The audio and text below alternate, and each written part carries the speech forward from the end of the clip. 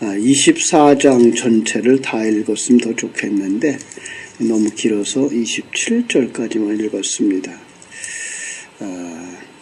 아브라함이 이제 나이가 많이 들어서 그 아들 이삭을 위해서 그 아내를 택하는 그런 그림이에요. 이게 무슨 뜻일까? 오늘날 그냥 세상 얘기를 그냥 볼 것인가? 이것을 하나님이 택한 백성들의 구원해 놓은 이야기로 볼 것인가 하는 것이죠. 많은 사람들이 그냥 이걸 혼인 문제로 봐요. 그냥 혼인 문제로만 봐서 이 땅에서 아내를 택할 때는 어떻게, 특별히 창세기 24장을 중매결혼 이렇게 보고, 그 다음에 이제 야곱이 나가서 라헬을 얻어서 결혼하는 그 결혼을 연애결혼 이렇게 평가를 하면서 이런 얘기 저런 얘기 많이 합니다만 성경이 이 땅에서 결혼 얘기를 하려고 우리에게 주어진 책은 아니라는 거죠. 사실 24장의 핵심은 어디에 있는가 하면요, 24장 60절을 보세요. 24장 60절을 보면 이런 말씀이 있어요. 리브가에게 축복하여 이르되 우리 누이여 너는 만천만인의 어머니가 될지라 네 씨로 그 원수의 성문을 얻게 할지어다. 자, 이 부분이에요. 여기 어디서 나왔던가 하면 앞에서도 한번 나왔어요. 22장 17절에 보면 22장 17절에 이런 말씀이 있죠. 하나님께서 약속하여 뭐라고 약속하는가 하면 아브라함에게 내가 네게 큰 복을 주고 네 씨가 크게 번성하여 하늘의 별과 같고 바닷가의 모래와 같게 하리니 네 씨가 그 대적의 성문을 차지하리라.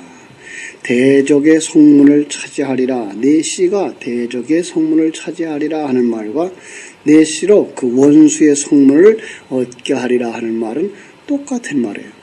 결국은 여기서부터 22장 17절에부터 24장 60절은 하나의 문학기법에서 있죠. 앞뒤에다가 똑같은 내용을 넣고 그 안에다가 내용을 넣어서 그 전체가 이 얘기를 하고 있는 거다라는 의미. 그래서 그걸 갖다 이제 우리는 보통 샌드위치 기법이라고 이렇게 말하죠. 샌드위치를 보면 앞뒤에 빵 조각 있고 가운데에 고기가 있죠. 그것과 같은 것처럼 앞뒤에 동일한 말을 써놓고 그 내용을 하나의 이야기를 쓰는 거다. 이런 얘기를 해서 보통은 이제 그렇게 이해를 하는데 조금 깁니다만은 이제 22장 17절에서 24장 60절까지를 하나의 내용으로 보고 그 안에다가 어떤 얘기를 두는 거예요? 영적 싸움에서의 이긴 이야기, 결국은 우리의 구원의 이야기다. 이렇게 보는 것이 더 성경적이고 더 우리의 구원에 가까운 이야기가 아니겠는가. 만약에 이것이 그냥 일반 혼인의 얘기라면 우리 연세 드신 분들과 관계없는 얘기가 돼버리겠죠. 그런 건 아니겠죠. 그래서 이렇게 22장에서부터 24장까지를 가만히 한번 살펴보니까 그 22장은 어디에서 일어난 일인가 하면 시내산이죠.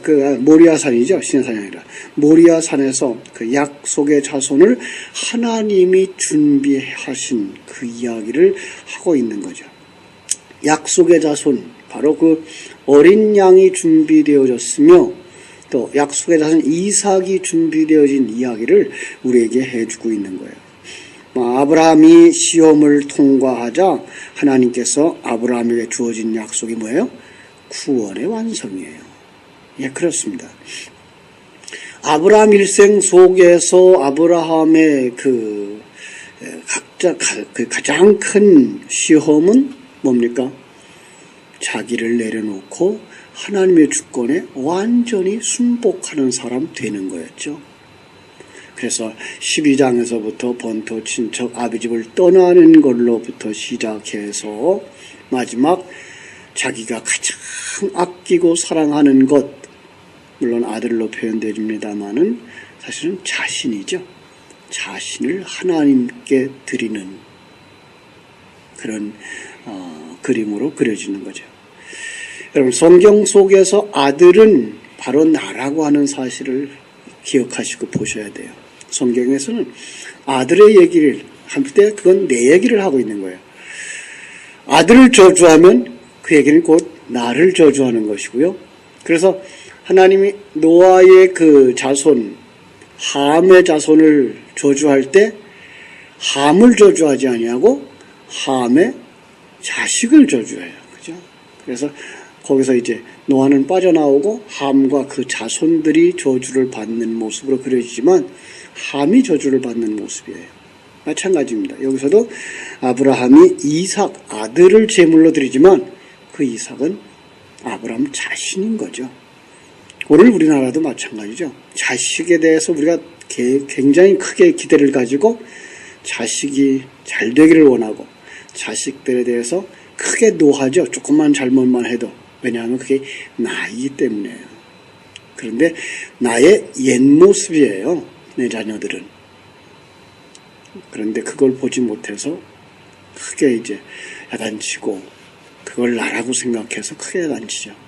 이제 가끔 저는 그런 얘기를 하는데 바로 그건 당신의 올챙이적 모습이다. 당신이 그 올챙이적, 개구리는 올챙이적 생각을 못하는 거야. 그래서 당신이 그걸 보고 차마 기다리지 못하고 화내는 거야. 라는 말을 하는데 사실은 그게가 자기예요. 아들은 자기다라고 하는 생각을 할 수가 있어요. 그래서 모리아산 사건 자체가 대적을 무찌르고 승리를 쟁취하는 사건의 선포였던 거예요. 그게 영적 싸움의 승리였어요. 자, 이제 우리의 늘 사용하는 그림으로 돌아올 수 있었으면 좋겠어요. 성령이 우리 안에 들어오면 우리 속에 이제 내묵한 속에 생명 들어오고 거기에서부터 뭐가 시작돼요? 십자가 지고 가는 삶이 시작되죠. 그 십자가 지는 삶이 완성의 부분이에요. 옛사람을 완전히 벗어버리고 새사람, 속사람으로 완성되는 그림의 그 최고의 경지의 모습이 창세기 22장이었던 거죠. 예. 바로 이것이 우리들의 신앙의 완성의 모습, 그걸 갖다가 대적을 무찌르고 성문을 얻으리라 하는 이야기가 되는 거예요.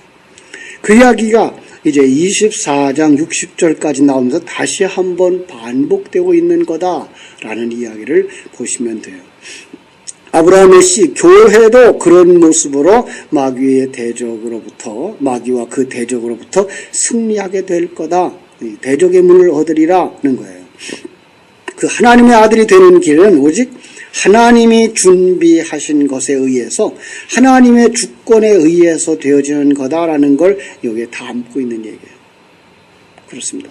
하나님의 사람이 되어지는 건 바로 하나님이 하셔요. 그래서 구원은 전적으로 하나님에 의해서 이루어지는 것임을 우리에게 알게 해 주시는 것이죠. 어떤 면에서는 15장부터 시작되는 할례 얘기부터 시작할 수 있어요. 15장부터는 이제 15장에 아브라함은 또 하나님과 이제 의롭다 함을 받을 때에 어떻게 의롭다 함을 받죠? 하나님이 요구하는 재물을 쪼개어 놓고 그 가운데로 지나가는 모습이죠.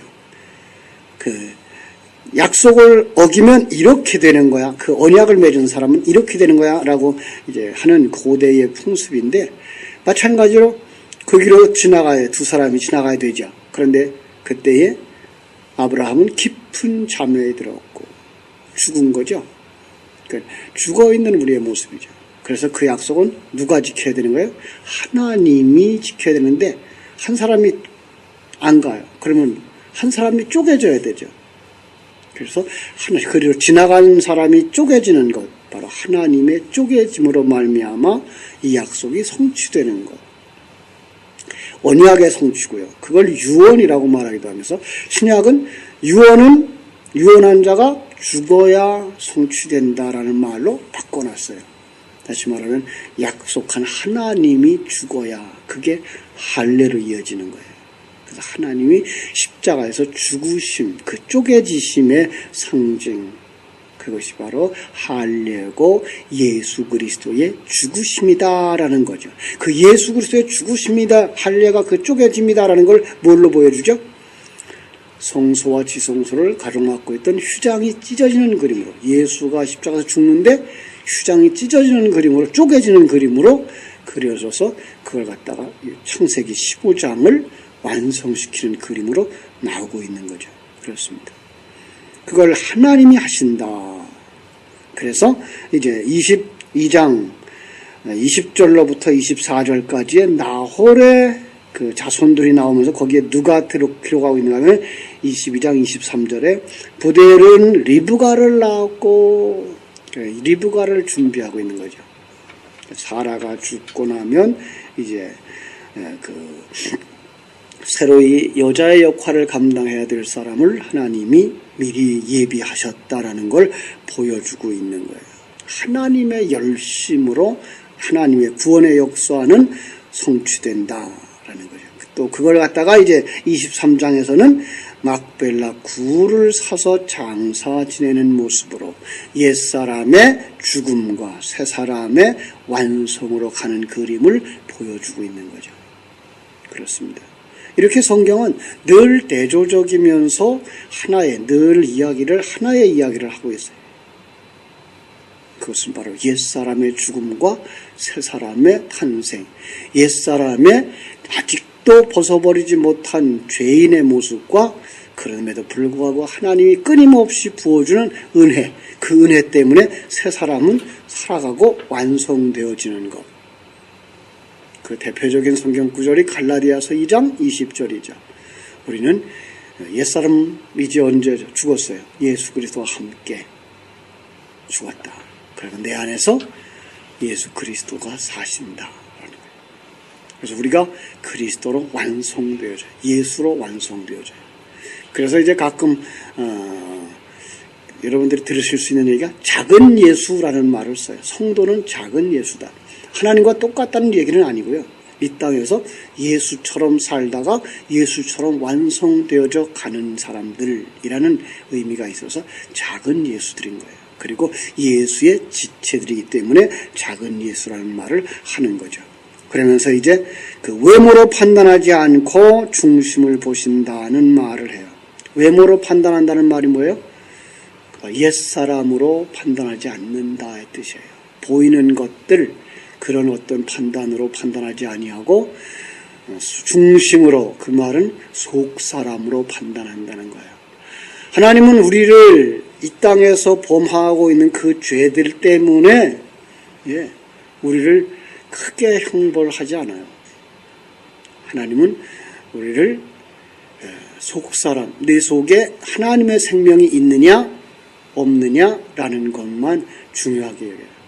그러면서 하나님의 생명이 우리 속에 들어와서 자꾸만 우리 속에 죄가 일어나게, 발생되게, 그리고 폭로되게 만들어요. 그걸 하면서 뭐 하려고요? 옛사람 벗어버리고 새 사람의 양식을 취해서 새 사람을 빨리 크게 하라고.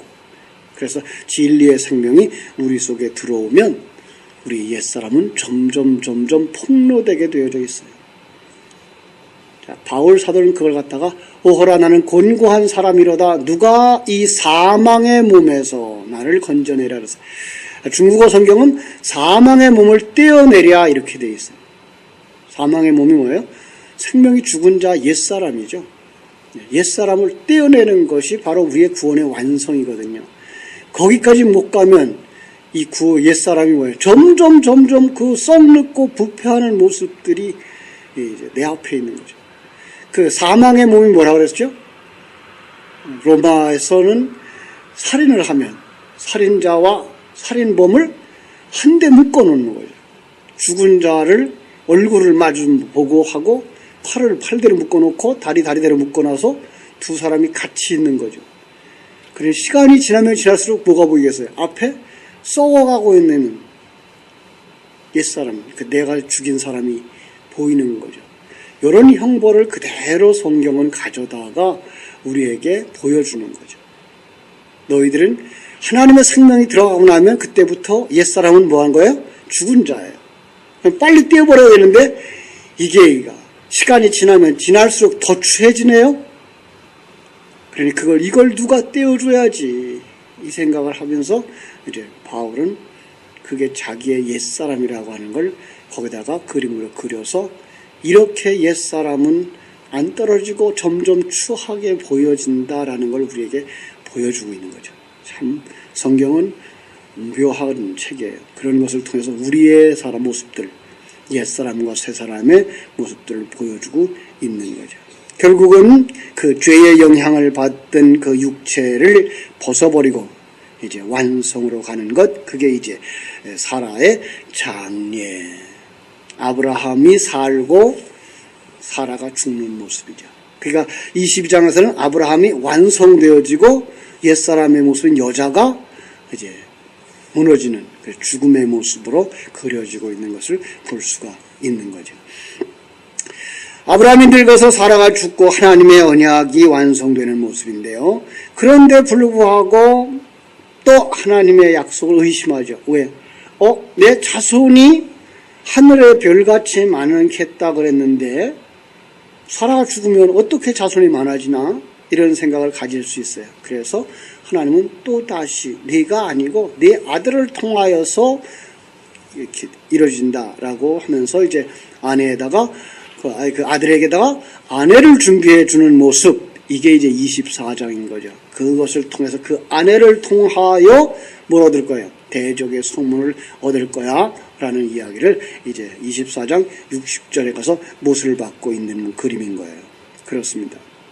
그래서 24장의 모습을요, 여러분 또다시 한번 구원의 모습으로 다시 한번 보면 아버지가 종을 보내어 아들의 신부를 불러오는 모양. 자, 여기 아버지 누구예요? 하나님. 종을 보내어 누구 것 같아요? 성령. 그죠? 그럼 아들이 누구예요? 그럼 이제 성자. 그의 신부가 누구예요? 교회. 그림이 연결되나요?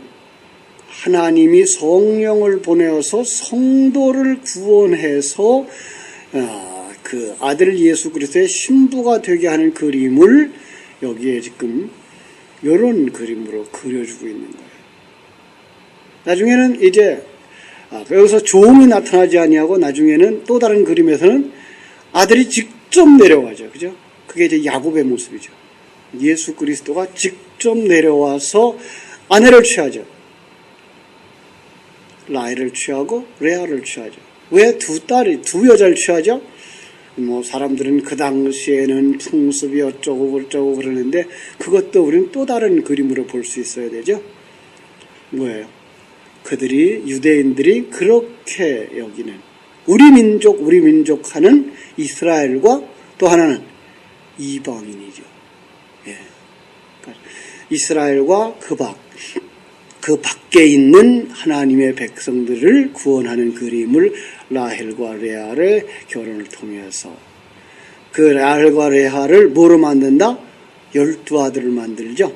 그게 뭐야? 12아들. 그래서 아들로 만드는 것. 이렇게 이제 그림이 그려지고 있는 거예요. 성경은 이렇게 완전히 우리의 구원과 하나님의 백성 만들기로 연결되어져 있는 것을 보게 됩니다.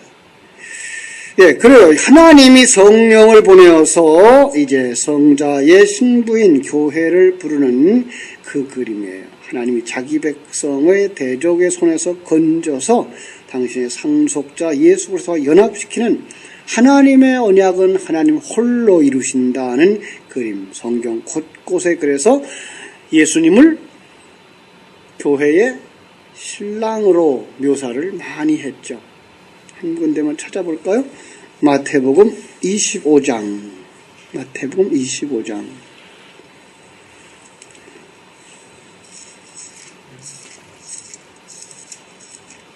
1절.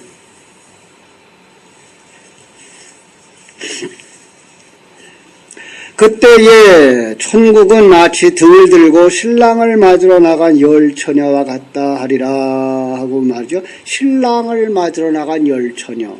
신랑이 누구고요? 예수님.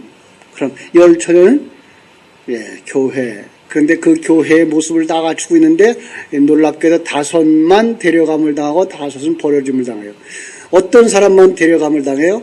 자, 그 5은 다 졸며 자요. 아니, 10명이 다 졸며 자요. 예. 그리고 다 등을 준비했어요. 그런데 어떤 자는 데려감을 당하고 어떤 자는 데려감을 당하지 않아요?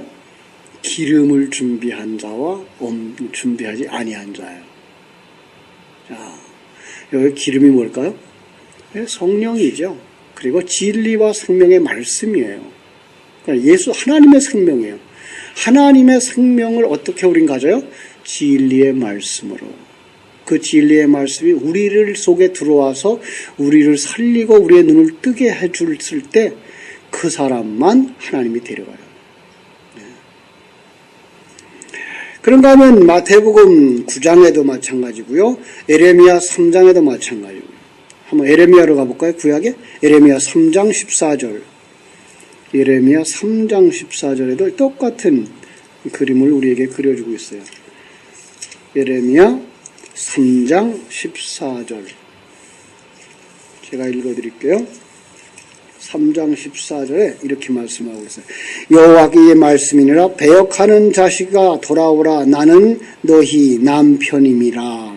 내가 너희를 성읍에서 하나와 족속 중에서 둘을 택하여 너희를 시온으로 데려오겠고 그때에 패역하고 있는 그들을 향하여서 내 신부야 라고 말하는 거죠. 그렇죠? 패역한 자식들아 돌아오라 나는 너희 남편임이니라. 타락하고 그리고 그 호세아제가 그 고멜을 사랑하는 것처럼 끔찍이도 사랑하는데 고멜은 신랑을 떠나서 바람 피우러 가죠. 음부가 되어버리죠. 그죠? 이게 우리의 모습. 음부가 우리의 모습이고 신랑이 예수님의 모습으로 언제나 서 있는 모습을 보게 됩니다.